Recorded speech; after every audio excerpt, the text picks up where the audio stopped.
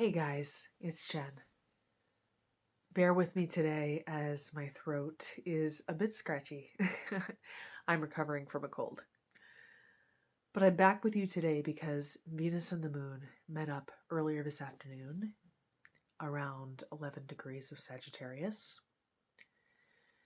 And this corresponds in the descent of Venus, or we could also say the story of the descent of Inanna. This corresponds with the fourth gate, which is the gate of the heart.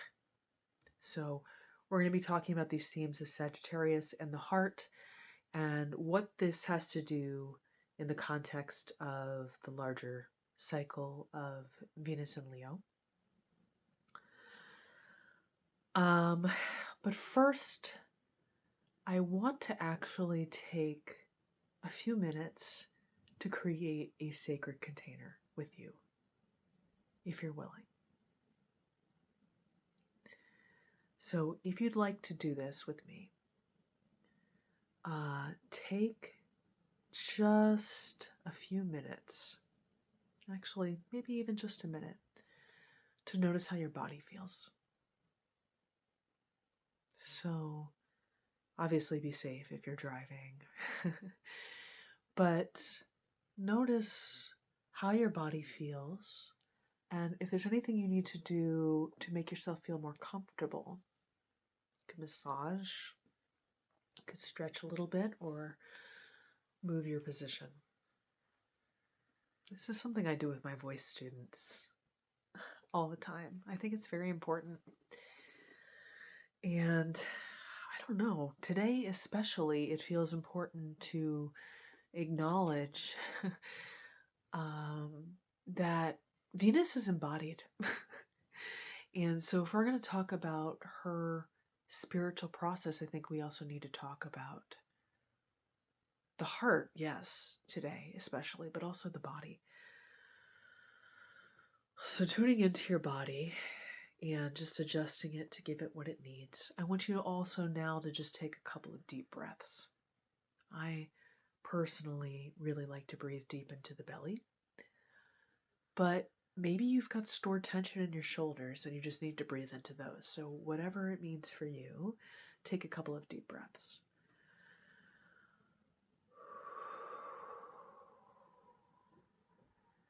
Let's take another one.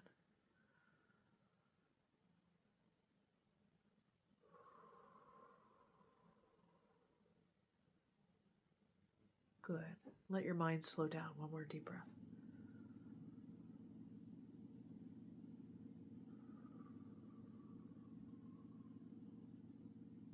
Good. Now, stay in a place of openness and receptiveness in your mind and body. And just listen as I read for you and partially recite from memory the Orphic hymn to Aphrodite.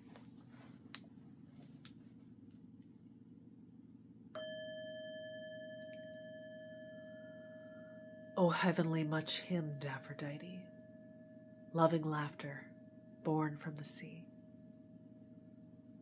goddess of birth, lover of all-night festivals, holy, nocturnal, and wily goddess who binds, and mother of necessity. For everything exists because of you, who yoked together the whole universe and governed three shares. You gave birth to all, what's in the sky, upon the fruitful earth, in the depths of the sea. Revered companion of Bacchus, taking joy in abundance. Mother of the Orodes, preparing weddings. Persuasion of the marriage bed. You give joy in secret, decked with love locks, visible and invisible, daughter of a great father. You join the bridal feasts of the gods with a scepter, she-wolf. Giver of birth, lover of men, longed for, giver of life, who yoked mortals with spells to unbridled needs and many kinds of beasts to an erotic madness. Come, Goddess born in Cyprus, whether you are on Olympus, divine queen with gladness on your lovely face, or in Syria, with fine frankincense seated on your throne, or even if on the plains with golden chariots you occupy the fruitful baths of sacred Egypt, or coming in swan-like carriages on the ocean waves you rejoice, dancing in circles with beasts of the sea, or if you are delighted with the dark-eyed nymphs in their holy land upon the shores of the sandy beaches with the nimble salt sea, or in Cyprus, lady, land of your nursing, where lovely virgins and unwed brides all year sing hymns to you and to immortal holy Adonis. Come, blessed goddess, who has a very beautiful form, for I call you with a pious soul and these holy words.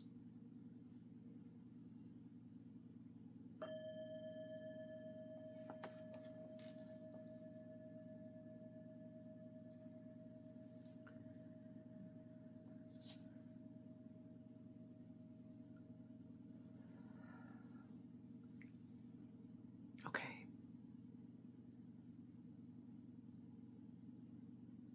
Take a moment to notice how you feel in your mind and body.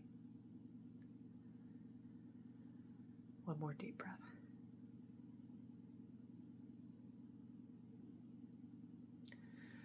So,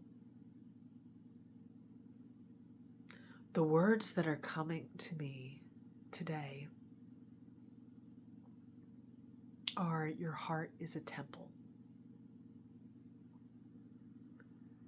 Your heart is a temple. I think Sagittarius of all the signs is potentially the most religious. Or at least there's a strong theme of faith in a Jupiter-ruled sign.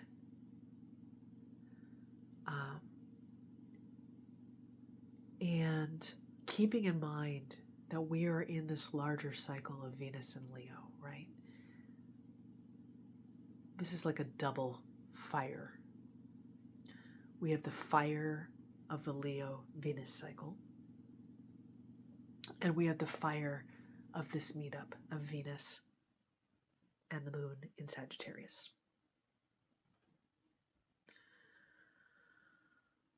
And fire burns away all of that which no longer serves us.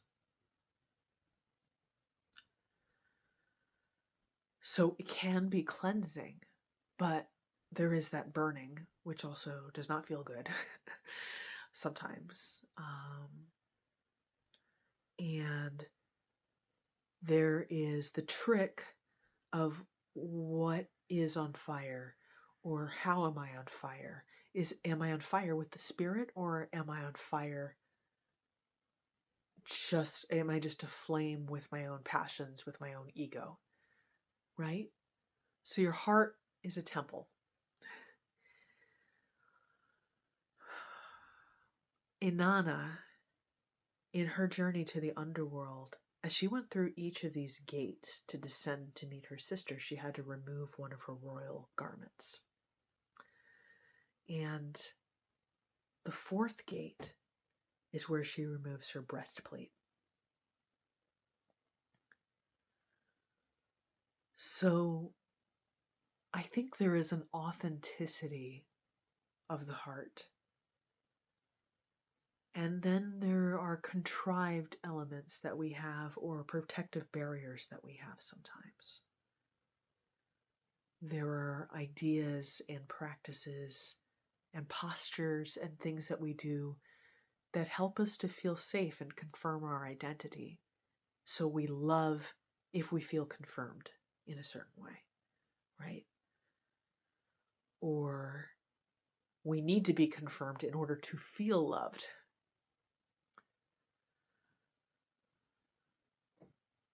So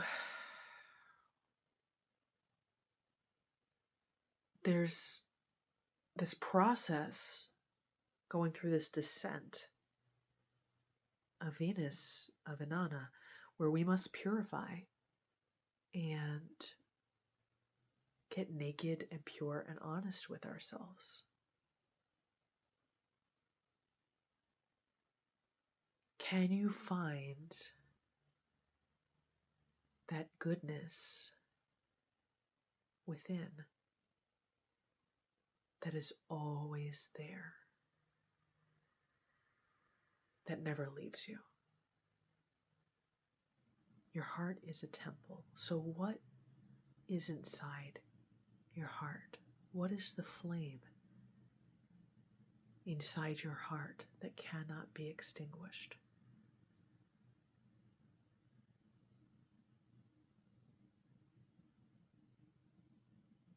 What is the flame? What does that feel like?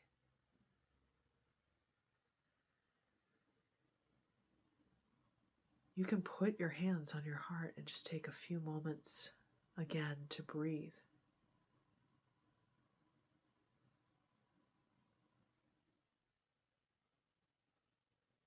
What does your heart say to you?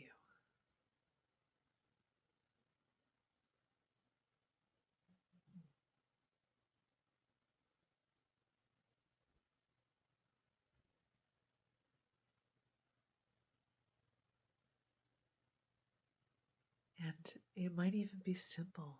Like right now, what I'm hearing is just, I am love. I am love.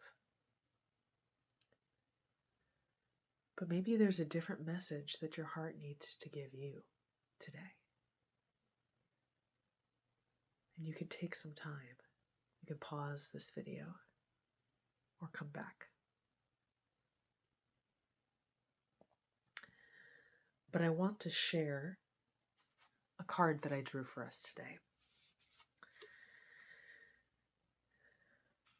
And I drew this from the Messenger Cards Oracle, which is an animal spirit deck. And this is the card I drew. The Destiny of One.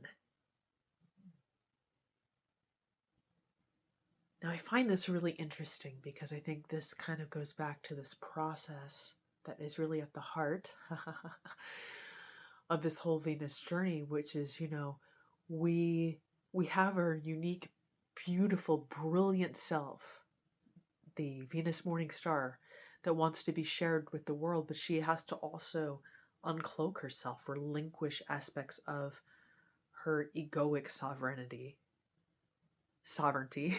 her egoic sovereignty, so that she can meet her shadow self and find her true power, right? Well, part of this process then is becoming less self-attached and realizing that there is a larger voice that wants to come through us, that it's not all just about us, like little me self, right? And I think that's what this card is speaking to. The destiny of the one is not just the destiny of me, but the larger one, the one that is all of us. So I'm going to read to you from this little book here. As I heal for everyone. When I am connected with the infinite essence within me, everyone and everything is affected as we are all connected. As we become more conscious, we can choose to believe in the magic of miracles, or we can choose to believe in suffering. We have a choice in every situation to choose which road to take, and that is our free will. And free will can only be exercised consciously. As we continually choose to allow miracles to enter our life instead of suffering, our reality will change. It must, as love and trust hold a much different vibration than fear and doubt. The body of the spider is a symbol of infinity. Our spirit is infinite with no beginning or end, and our wholeness perfectly encompasses our light and shadow. The belief that the light and shadow are separate creates the illusion of separation in our physical world, and this illusion of duality and separation is the root of all suffering. The web is the symbol of our connection to everyone, everything, and especially ourselves. Our highest service to others begins with our connection to the core of ourselves, the pure essence within us that is the all-encompassing light of one. The living embodiment of this connection is our natural state of being. And when we live from this connection, we are the vibration of wholeness, compassion, and love, which easily heals the illusion of pain, duality, and suffering. We are the vibration of wholeness, compassion, and love.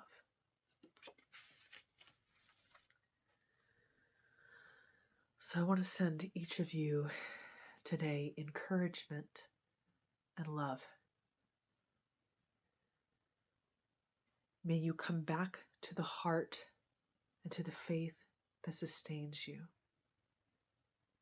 May you find the one within you that can guide you and encourage you as you strip away all falsehood and just rest in the truth that is your heart. I love you guys. I will talk to you again soon.